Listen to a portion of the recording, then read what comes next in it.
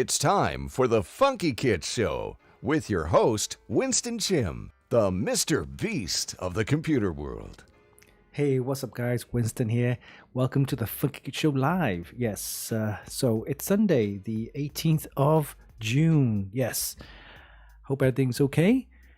Welcome to the show, the Funkykit Show Live. Oh, by the way, guys, if you have any audio, video issues, let me know. I think we're good. But yeah, let me know. But we're live on Facebook, Twitch, and YouTube. Welcome to the show, guys. The Funkykit Show Live with your host, Winston. That's me. Hey. All right. We're just getting the streams up and running. We're live on Facebook, Twitch, and YouTube. Welcome to the show, Scumberg. Hey, welcome to the show, Aries 25. All right. So, slightly different background. I've got the kind of purple LED kind of thing going on there. Just want to make things a little different. All right.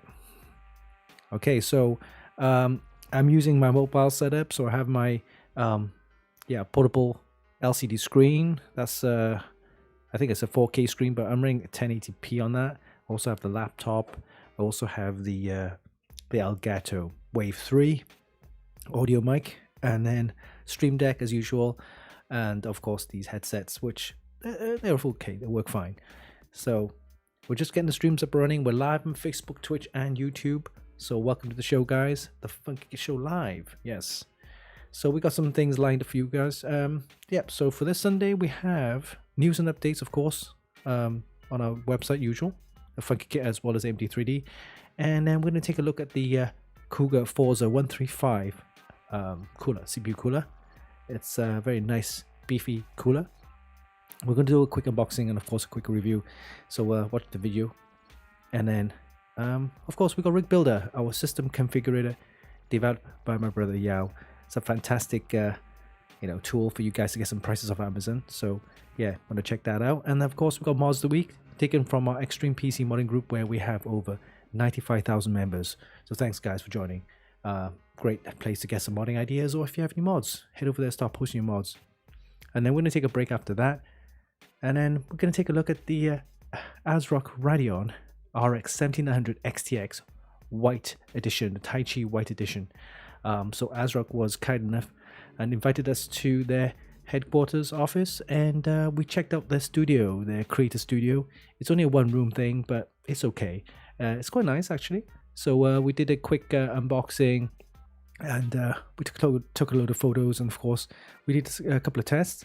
And the test system was slightly different from ours. Of course, they use a Ryzen 9 processor, whereas my test rig is an Intel. So the performance is kind of slightly different, but still a very good performer. I'm going to check that out because it uses an overclocked GPU, which is amazing. So yeah, we'll take a quick look at that. And then, of course, our podcast show. I think recently we just posted an interview with Rob Teller from Hyte. So the product director, Rob Teller, he's actually spoken to us at Computex about, of course, his humble beginnings and how he started, and then moving on to creating the most famous, kind of well-renowned case, the premium case, the Y60, the Hyte Y60, which of course we reviewed. And we also reviewed the Y40, and they've got a Y70 actually, was announced and showcased at Computex, but we didn't check that out, but we'll know more about that when it becomes more available. All right, so we're going to check a look at Rob Tanner and see the podcast. And then, of course, we got prize giveaways, announcements, and some live prize giveaways. So that's the agenda for today. Hope you guys enjoy the weekend. So welcome to the show, guys. The Funkykit Show Live. We're just getting the streams up and running. We're live on Facebook, Twitch, and YouTube. Welcome to the show. How was my birthday? Oh, quiet. Didn't do much. But I have been doing a lot of sightseeing in and around Taiwan, and also Taipei City and in other places as well. I went to a geopark today, so that was pretty nice. More photos and reels on my Instagram. So if you want to check it out, it's at Winston Chim, Instagram as well as Twitter. So you want to check that out. All right, so let's get the ball running. First up is news and updates on our website at Funkykit. So let's head over there right now. Just give me a sec. All right, here we go. And let's have a look at some of the reviews. And we only done one review actually this week because, of course, I'm away traveling in Asia, so I didn't have much time to do the reviews. But Bart's been busy with the reviews, so he's actually posted this one here, the Kingston Fury Renegade RGB. These are the 64 gigabytes kit, DDR5 6000. So we're seeing a lot more systems now running 64 gigabytes. Yep. And I've always using the 32, but now we've seen 64 gigs. I think that's kind of like more kind of high-end enthusiast. A lot of 64 gig is kind of like something that, you know, it's like nice to have, right? But 32 gig is more than enough, I think, and it should be the kind of minimum spec you want. 16 gig is kind of just about bare minimum, right? But yeah, 32 gig, I would go for 32 gig. But these are the 64 gig kits. Kingston Fury Renegade, DDR5 6000 with RGB. They look amazing, and the price is quite good. $277 for a 64 gig kit, and these are the Kingston Fury Renegade RGB 64 gig kit, DDR5 6000. So good speeds. Anything around about 6000 is good. I've seen 6200 kits. Now they're, of course, now you have 7200 kits, which I've reviewed recently with from Patriot, and they're really fast. So yeah, these are RGB, nice RGB as well. They got this kind of silver and black heatsink, heat spreader, really nice RGB. I love the way that Kingston does the RGB as well. The entire top of the strip here with RGB, nice effects. Yeah, good price as well. These are the ones. Yep, Kingston Fury Renegade 6000, DDR5 6000, 64 gig kit, $272. That's a very good price. Yeah. So yeah, check out the review on our website. These are the Kingston Fury Renegade RGB 64 gig kit, DDR5 6000. All right. And for other reviews that we done the previous week, we have this one here, of course, Crucial 64 gig DDR5, 5200. So it's 5200 memory kit. Again, 64 gigs. These are kind of the sizes now, more of the high end, nice to have. But these are no RGB, right? And the other memory kits that we did was the Patriot. Here you go. The Viper Gaming Venom DDR5 7200. These are really fast RAM as well. 32 gig kit, nice size. What I like about these is that it you slot them in, go into the BIOS, enable XMP, select the correct speed, which is DDR5 7200, and boom, away you go. Nothing else need to be done. All settings are default and they work brilliantly, right? Really fast, really nice. And if you're into overclocking, they actually overclock to 7600, so not bad at all. So yeah. And so we got some more reviews lined up for next week as well, so you want to check that out. Okay, so let's have a look at the news, see what's going on in the news. Okay, we got some power supplies from EVGA. So as you know, the EVGA have kind of stepped out of the GPU market, so no more GeForce from EVGA, which is a shame. I do like their graphics cards. In fact, I'm using the EVGA GeForce RTX 3090 for all our tests, which is still a very good card. And yeah, they concentrate on accessories and power supplies. So this is the Nova Supernova 1000G and the 850G, of course, supporting ATX 3 and PCI 5. We've seen a lot more power supplies from MSI, Thermaltake. Again, these are all the high-end, high wattage. Check this out, Thermaltake one, 1250 and 1650 watts titanium. Digital ATX 3.0 power supplies. These are crazy. Prices, they're not going to be cheap. We're looking at probably around about $300 or more for these high-end power supplies. To be honest with you, I would go for an 850 or higher. It should be more than enough. 1000 watt is a nice size to have. If you have high-end graphics cards or you run a lot of SSDs and you do a little bit of overclocking as well, and you have a lot of fans running and water cooling and AIOs and stuff like that, if you have a lot of devices running, then internally, I would recommend 1000 or higher, right? But 1000 would be kind of my choice, my preferred choice. But 850 is about okay. All right, moving on. We got some new gaming mouse from Corsair. There's a couple of monitors from Aegon by AOC. So super wide. Oh, 54 inch. Is it 54 inch? What size is this? Oh, 40 inch. Sorry, 40 inch. Nice. 144 hertz as well. I've got the 34 inch super wide, ultra wide. So it runs 144. So yeah, so 34 inch, nice size. 40 inch is even bigger. So depending on what you want, but this is the kind of nice size. Actually, 144 hertz is more than enough. So how much is this? £569, British pounds. So probably around about $700-800. Okay, I like the Aegon monitors from AOC.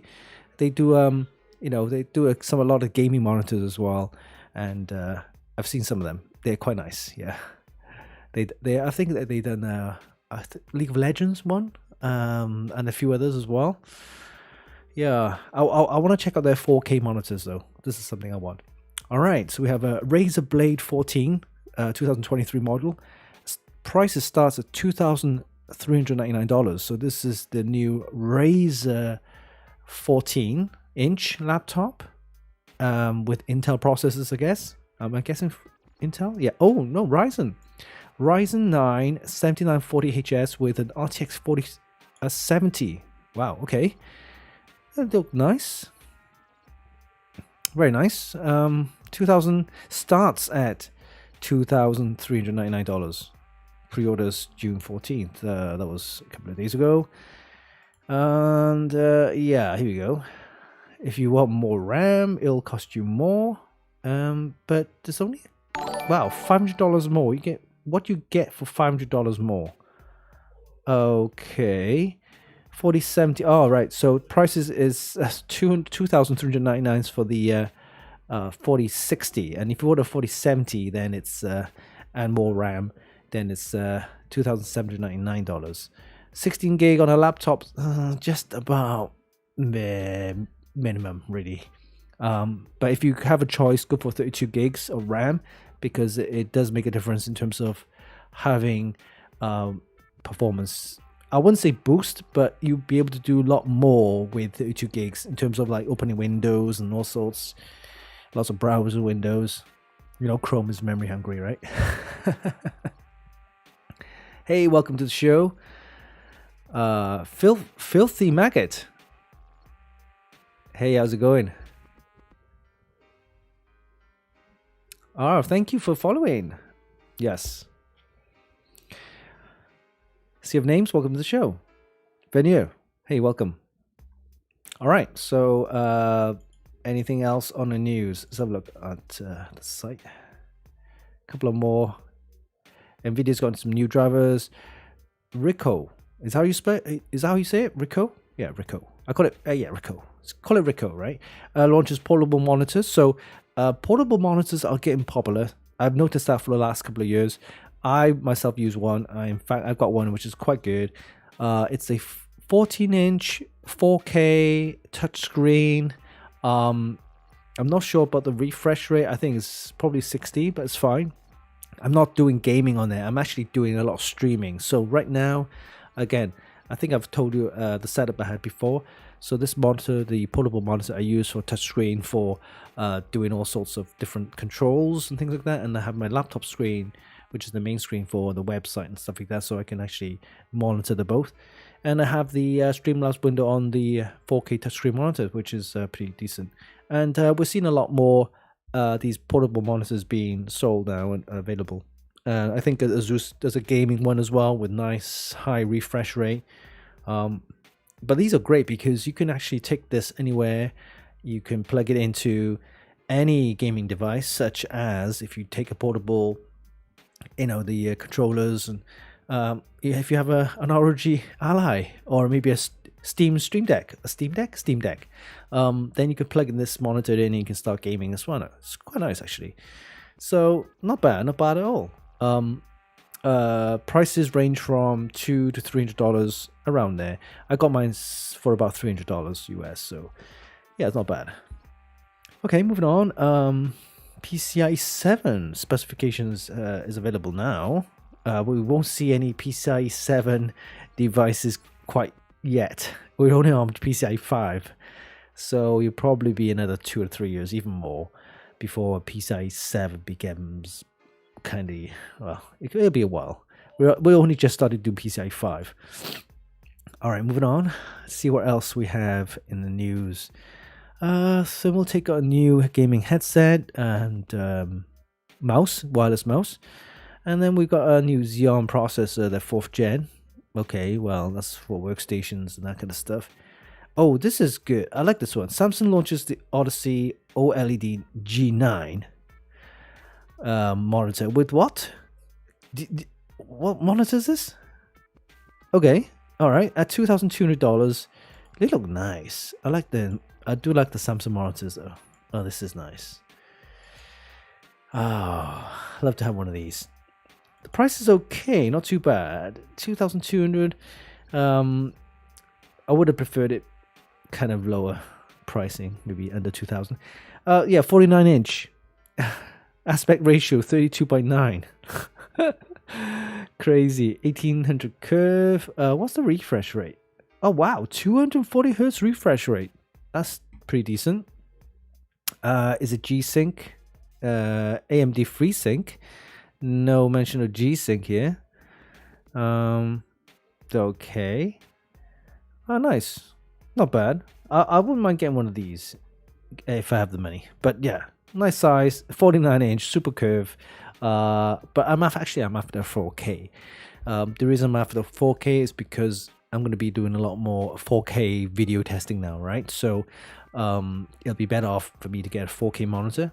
And plus I'll be able to do more, video editing and streaming and stuff like that. So yeah, I'll probably do get a 4K monitor in addition to a gaming curved monitor. So we'll see. Yeah, very nice. I do like Samsung monitors. These curved ones are really nice. All right, where else? Oh, this is interesting also. A-Bit. So A-Bit is a motherboard manufacturer. They have been in the business for back in the early 2000s. They were among the best overclocking motherboards available to buy, right? I'm talking about Pentium 1s and 2s and Celerons and that kind of era, right? And yeah.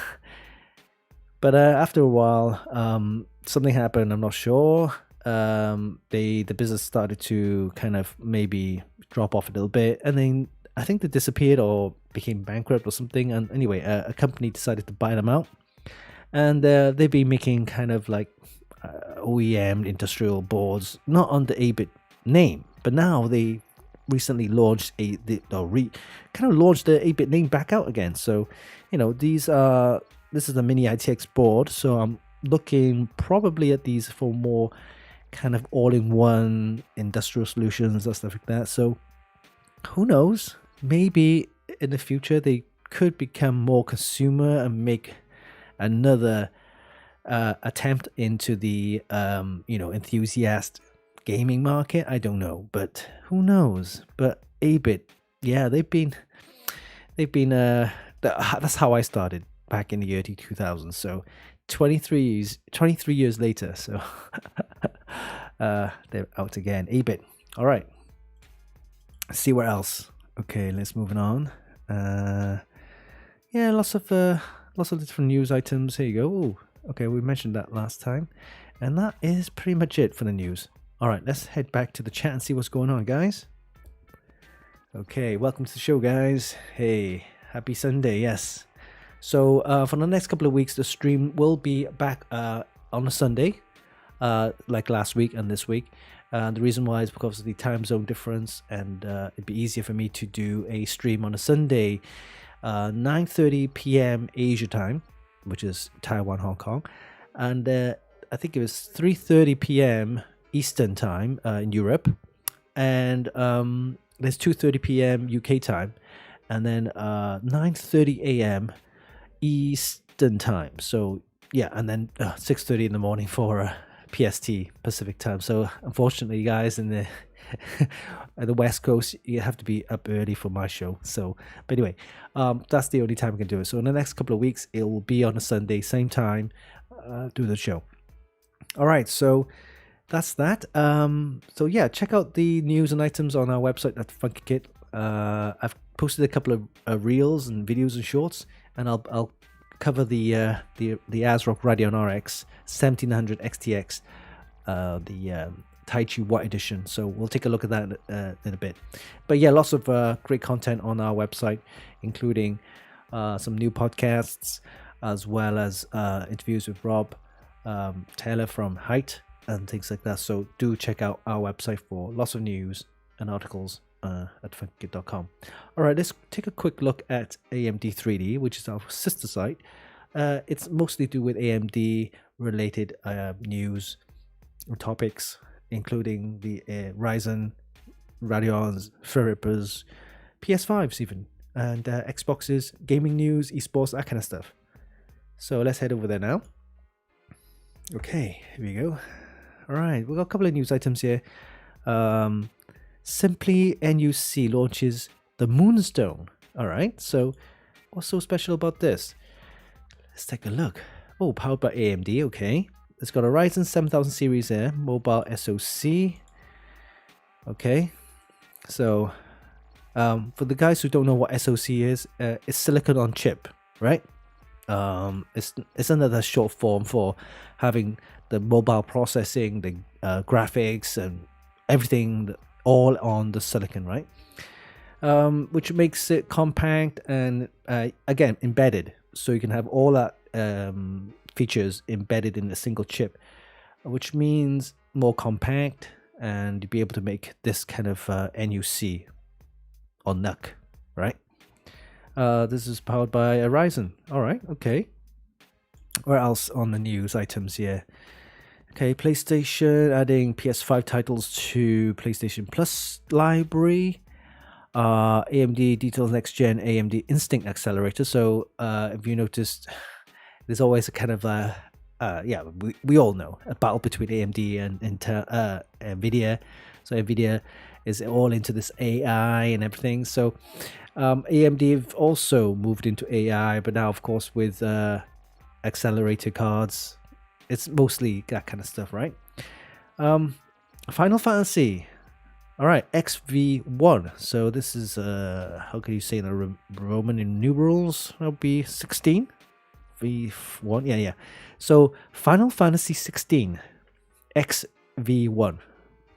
Anyway, special demo available right now. So let's take a look. All right. Special demo, battle demo. Is it a playable demo, or is it just a viewable demo? Okay. If anyone can confirm whether it's a playable demo. But yeah, Final Fantasy 16. Okay. I do like the graphics though, Final Fantasy. Okay, any other news items here? I've got some new, very interesting news items.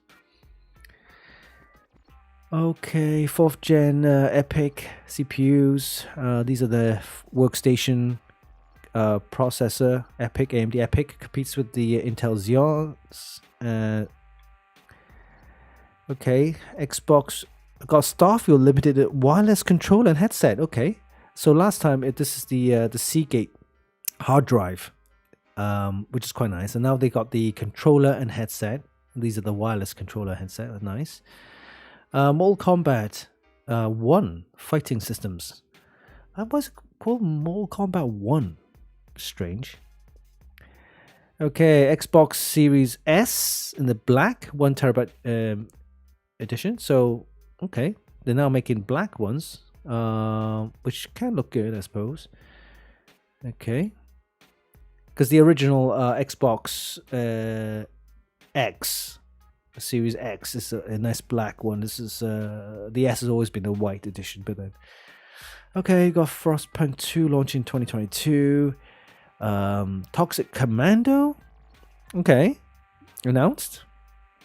We got Forza Motorsport coming October 10th, and yeah, Final Fantasy VII Rebirth. It's going to be set out early 2024. This gets a little bit confusing with Final Fantasy. Yeah. So you got the Final Fantasy VII Rebirth launching in 2024. So 7. But now the playable demo was Final Fantasy XV1, right? So that's like 16, which is strange. Anyway, so lots of AMD related news, gaming news. Go and check out AMD 3D, guys. So thank you for that. All right, let's head over to the chat and see what's going on. Okay. Yeah. Oh, monitor arms. I will be actually getting a couple of nice monitor arms. I think Cougar was interested for us to try their monitor arms. So I was thinking of getting 2. In fact, no, they have one monitor arm which kind of like sprouts out into a Y kind of configuration. So you have 2 monitors left and right. And I'm thinking, how can I put maybe the 4K monitor, which is a 16:9 ratio.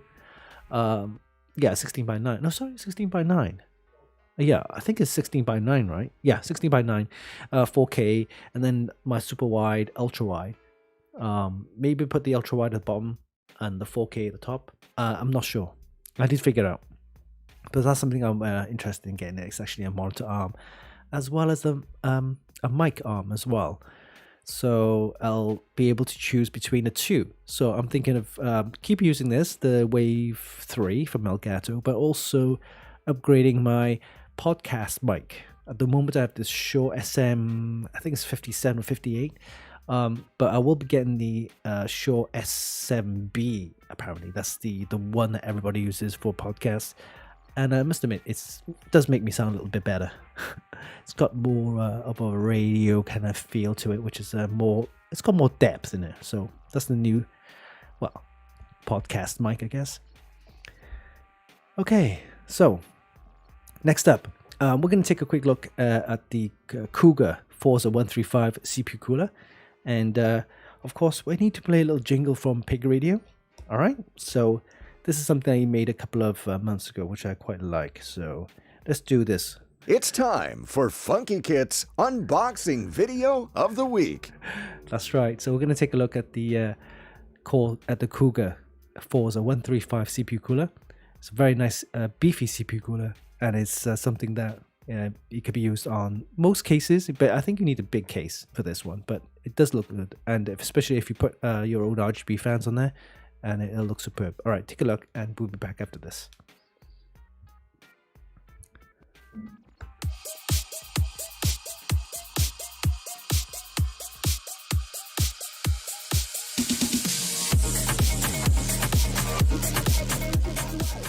Hey, what's up guys, Winston here, and today we'll be doing a quick unboxing and installation of the Cougar Forza 135 Dual Tower CPU cooler.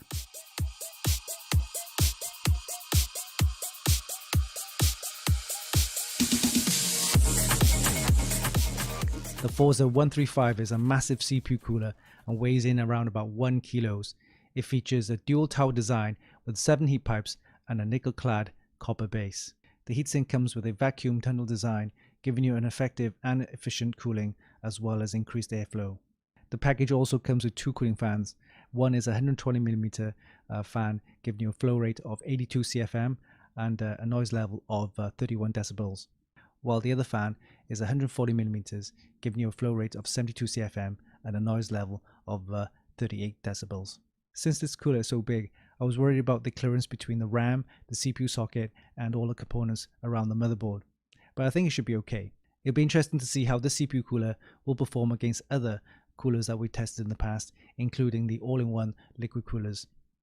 We'll be testing this with a Intel Core i9 13900K processor along with a Z790 motherboard.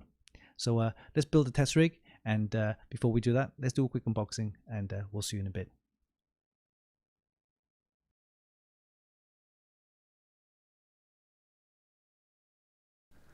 Alright, let's do a quick unboxing of the Forza 135 CPU cooler.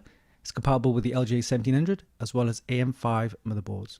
It has a 140mm fan as well as a 120mm fan. It's superior dual tower air cooler. Alright, let's take a look inside the box, see what we have. Okay, Alright, we have the instruction manual, and let's have a look at the accessories. Inside this box we have, let's have a look. Alright, some fan clips. You need that for mounting your fans. And we have a tube of thermal paste. Okay, some mounting screws. These are for the Intel, and some securing screws there. And these are for the Intel backplate as well. Alright, okay, these are the mounting brackets you need to secure the heatsink. You need that. And there's more screws and mounts for other processors as well. Alright, some more screws there. These are for the Intel processor as well. Okay, this is for the AM5 socket motherboards. You need that for AM5 motherboards. And we have more screw mounts there for Intel processors. Okay, here's the back plate for the CPU Intel bracket there. I think that's it. Alright, so let's take a look at the heatsink and the cooling fans. Alright, let's take this off. Okay, first off we have the 140mm fan. It's situated inside, in between the dual tower. And then we have the 120mm fan, which you can connect that to the side of the heatsink. And now we have the heatsink itself. We also have a screwdriver, which you need then to secure the heatsink onto the motherboard. Okay, here we have the heatsink. It's quite large and weighs in around about 1 kilos. And there are 1, 2, 3, 4, 5, 6, 7 heat pipes, and that helps with the cooling. And there's loads of cooling fins giving you a large surface area. There's quite a bit of clearance, and it should fit over your RAM or I/O hood of your motherboard with no issues at all. Okay, now let's take a look at the nickel clad copper base. Remember to peel the sticker off. Yes, make sure you do that. I do like the shape and design of the heatsink, and it should fit most motherboards. Alright, let's see what it looks like with the fans mounted. Here we have the 140mm fan, and that goes in the middle of the tower. And then we also have the 120mm fan, and that can go on the right side of the heatsink or on the left side. Alright, let's put these mounting clips on.